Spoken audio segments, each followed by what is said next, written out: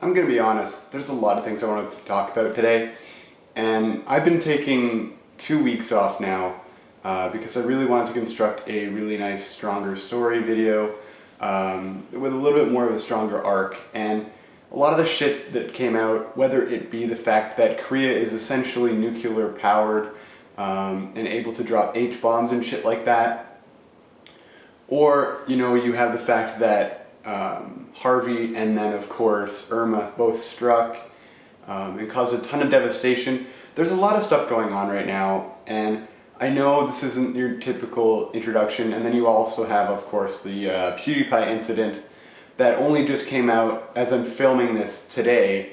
It would have come out yesterday, and it's just crazy to realize that so much shit has gone on, and here's me wanting to talk about morality, which I think, in a sense, is really fitting, given the number of different things that have happened recently. And also, oh my god, I just watched the new Rick and Morty episode, and my god, it is awesome. That is such a crazy twist. If you guys haven't seen it by this point, seriously, what the fuck? You really need to watch it. It is amazing. The twist is amazing, and I'll probably do another video next week regarding it. But in a similar kind of vein, today we'll be talking about relative morality. I know I've mentioned this before in previous videos, but today we'll be talking more specifically about relative morality using the lens of Death Note. Basically, what we're going to be looking at today is how justice doesn't make a whole lot of sense. To examine this philosophical and often psychological concept, we'll be actually taking notes and examinations from Death Note. Now, the interesting thing about this show, and no, I'm not talking about the new Netflix TV show because that shit is garbage and doesn't actually bother to look at the deeper specifics of these mentalities and just sort of caricatures the characters, which is harder to say than you'd think. Now, with the original Death Note, the interesting thing is that both parties adhere to a moral code. Now, they've been defined as different types of moral code, and that is kind of the interesting thing, is because they're both moral. Morality is hugely relative. Depending on what side of the scale you tend to fall towards, whether it's more of an imperialistic, communist, socialist, a more democratic sort of interpretation of morality, a more direct nihilistic sense of morality in that there is no morality, there are still different interpretations of morality. Morality doesn't necessarily fall under one umbrella thing other than morality itself, which is just a definition of what you've essentially been socialized to understand as right and wrong. Now, a lot of people have tried to understand what this means, but to summarize, basically what morality is a subset of attitudes and opinions to benefit the greater good, or the majority of people. A lot of people try to have their morality filtered towards what's better for not just the one person, but the whole. And that has to do with a societal build in our own society to maintain it, and also it has roots in our gregarious nature as animals themselves. The way that we have been conditioned to think over thousands of years is to essentially think like an animal in a pack. Now, the reason this is so that we have a sense of group unity and group cohesion. Now, morality in this particular case in Death Note is the idea of justice. Kira, I will hunt you down wherever you're hiding, and I will eliminate you. I am justice. And what justice is to different characters. For example, when you look at justice from the perspective of Light, we see a very different interpretation than we do see of L. Now, the reason this is because they both see morality as the good triumphing over the evil, but their definition of good and evil is different. Now, obviously, I'm not trying to put Light in a better light, but I'm also not trying to say that L is the be-all, end-all good. He's more of a neutral good. Is not dealing on an emotional level. It's more of a, here's an issue, let me be the response to that issue. Light's interpretation is more, there is evil, therefore let me be the good. Once you actually start looking around, It makes you wonder if you'd be doing society a favor by getting rid of all these people. In that sense, he is saying take out the evil before it has the chance, or it's almost ethnic cleansing level of there's only one judge, jury, and executioner in Light's mind. So Death Note itself takes the high road of making one character the good guy character and one guy the bad guy character. While we might see one character as more morally corrupt than the other, it depends on your perspective, as I have kind of already mentioned.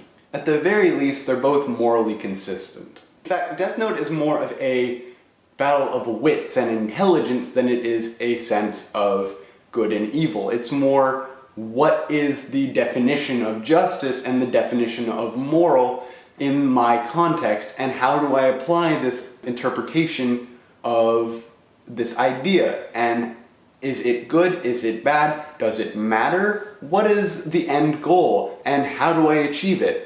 Whereas Light may be an ends justify the means. You need to know how she kills, whether she knows Kira, and if so, who he...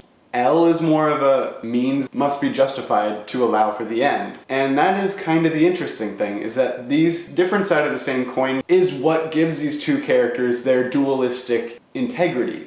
They're both right, but they're also both wrong. And that is what makes a really good character, is someone that's not completely the moral high ground and also not the complete evil on either side. That's what makes a good villain or a good hero. Now, while I won't argue for the moral high ground of Kira, because holy shit, that's a lot of people he murdered. If you're curious, Game Theory actually did a video kind of calculating an estimate of how many people Kira, as the group of people, actually ended up killing by the end of it. It's really neat, you should check it out. What I will say is that when Kira has his memories wiped and he is again Light, he's got a very different behavior, and a lot of that has to do with the weight of the notebook. Now, what I mean by that is the sense of a moral responsibility to be the judge, jury, and executioner. If you don't want it, just give it to someone else. But if you give it away, I'd have no choice but to erase your memories of the notebook. I didn't choose you. Don't you see, this is all just an accident? When Light doesn't have the notebook, and thus the memories of his self-dedication to this goal, even at the cost of his own soul, as he mentions at one point. Be warned, any human who's used a Death Note can neither go to heaven nor hell for eternity. It actually brings up the idea of whether or not he is truly acting in a moral way. While he's not technically the best justified of people, what he's trying to do is cleanse the world of evil, and even though most people won't openly agree to it, they will agree on the internet where everybody is anonymous, and therefore their true opinions can be given out unfiltered. Obviously, Kira, and by that I mean Light, doesn't always kill people who are the bad guys. He generally kills whoever might take this power and responsibility from him. He feels almost as though it's his responsibility and his alone to bear, and as such, he will deal the ultimate blow to anyone he sees as getting in his way. Now, in the traditional sense of a main character, this is usually red herring or Mary Sued out of the way, where we definitely don't see the moral reasoning for why the enemy is necessarily trying to take the hero's good MacGuffin or artifact or whatever they're trying to do. We don't see the moral reasoning behind it usually, and therefore we can definitely side with the hero. In this case, it's not the same thing, and we see the reason for L wanting to take the notebook, but we also have to acknowledge the fact that Light and Kira have, in and of themselves, a reason to want to maintain it, in that they want to cleanse the world. And while that sounds fucked up, and it is, the fact is he sees it as his responsibility and something that wouldn't be best suited to someone else unless he has no other choice, in which case he goes to different people that he feels will more effectively suit the idea and general mandate of Kira, and he finds those in his followers. You need to know how she kills, whether she knows Kira,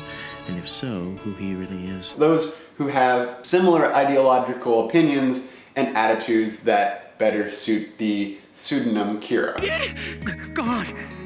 You told me you couldn't move freely. Now the other question is, when Light and Kira end up silencing the world of evil, it is mostly out of fear. That is what the majority of the populace is afraid of, that they will be reported on by their friends, classmates, associates, people they don't even realize that they're offending or dealing with, which is especially relevant in a culture where everything is almost immediately considered a thought crime. Depending on the severity of the crime, people will take crazy action, and that is exactly the fear that most people have with this, is that too much power will corrupt absolutely. Now, this is true in many, many cases, and of course Light and Kira are no exception. And he gets to the point of having this egotistical freak out where he wants only the power to destroy and to create a new world. God of the new world. Kira has become law in the world we now live. He's the one who's maintaining order.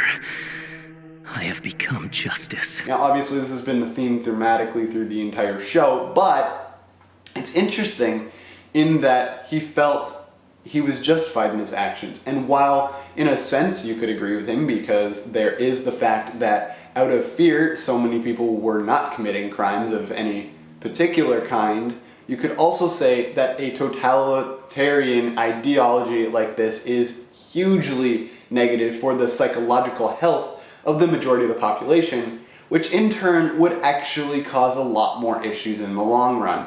Now that said, obviously L is not the be-all end-all of good, and the way that he attempts to psychologically delineate Light and Kira in the same time, and essentially immediately puts him in some of the most traumatic and stressful situations,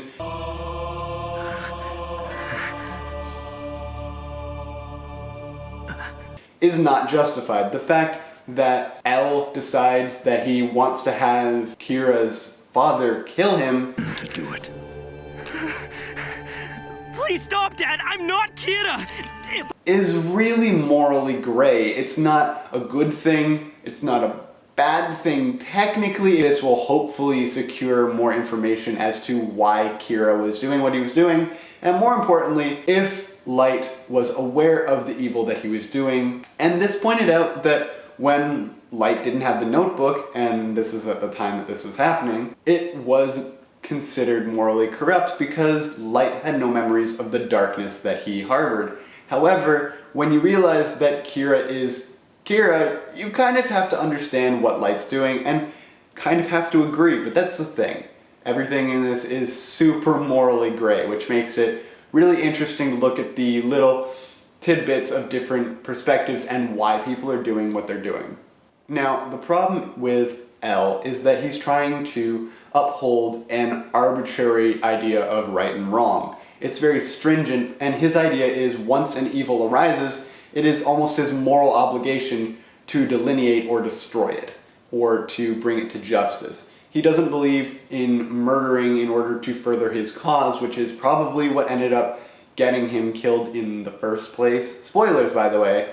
I probably should have added at the beginning, but my point is, when you make actions with only stringent ideas in your mind, it tends to limit you in what you can do. Now, obviously, there are some things that L does that are very morally questionable, but a lot of the times it was far too late, and Light was way too far ahead at that point. Now, that said, who's right, who's wrong? Well, to be honest, they're both right and they're both wrong, and that is the beauty of Death Note. The fact is, it shows a more realistic world where everybody makes morally gray choices, and morality itself is subject to interpretation. Depending on what side of the fence you're truly on, the moral choices that people make don't always make sense and might seem immoral, or depending if you're on their side, they might seem totally morally justified. There are all kinds of different examples I could go into, but I don't want to get too political because I don't want this video to get age restricted or struck down by the new censorship that is YouTube that has been plaguing, which is a whole nother subject I don't want to go into because they'll probably nail me for that as well. At the end of the day, Death Note doesn't give us a reason or a right to think one or the other is good or the right choice to make, simply that they are choices, and it's up to you to decide which one which side of morality you personally identify with most. Anyway guys, thanks so much for watching. I'm sorry I've been away for 2 weeks. I've been caught up with a lot of stuff, and that's not really an excuse. It's more, I'm gonna try and get back on the wagon and get more into this, and hopefully YouTube Adpocalypse 1.5 or 1.2 or 2.0 doesn't kill me completely, and we'll see if we can maybe make some cool stuff work.